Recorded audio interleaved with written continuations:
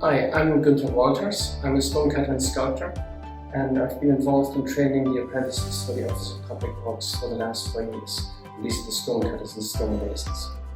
During that involvement, I developed a course in plaster casting, which is a technique that's been widely used in the early 19th century to make copies of three-dimensional objects. And the way this works is, this will be on the facade of a building and a carved feature. So this is on a facade of a building. This is your original.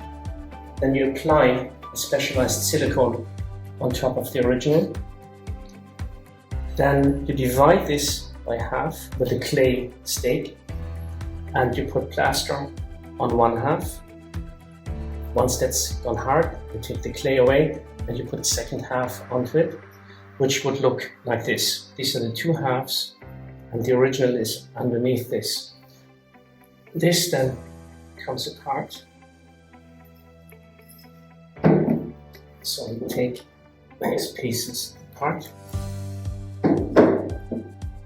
This is your outer form, and then you take the silicone off. So this peels off, and you peel this off, and you put it into the inside of your cast to give it the proper form. And then you can pour whatever material into this to make an original copy of this. And this can also be done with three-dimensional objects. So in the course, we also made a clay model as a three-dimensional object, which was in this case a hair. And that was divided into parts to make a three-dimensional copy. This is the main form. So this can be taken apart then.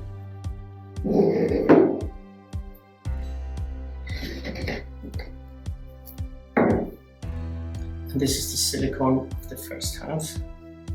And this just peels off. And there is your copy on one side. So this is your original, and this then is your copy. And this, the relevance of learning a technique that's so old can be seen later on when we have an example of a Celtic cross that I copied for the OPW 20 years ago with the very same technique. When I mentioned the relevance of the technique to be learned by the apprentices now, I just wanted to have a look at this. This is an example of the same technique being used. This is St. Conan's cross in Ross Grey, and because it was deteriorating so badly, a friend of mine, a sculptor from Berlin, and myself made a copy of the original in 1:1 with the silicone, and we used the very same technique that I've just explained early on. And this just shows that the relevance of learning this technique is important to the apprentices, because there might be a situation where this needs to be done again in order to safeguard original crosses, because some of them need to be moved either into a museum or they need to be protected in some form or shape. And this has been painted with a specialized paint to make sure that the color differences in the original and the copy are the very same. This now is the original of St. Conan's cross. We've just seen the copy, and this is the original piece that we've been working with. And just to point out the quality of the silicone that we use, there's with lines in the cross here, and there's also pebbles that are embedded in the original, and each individual of these pebbles came out very prominent in the copy that we did. So the silicones are very high performance chemicals.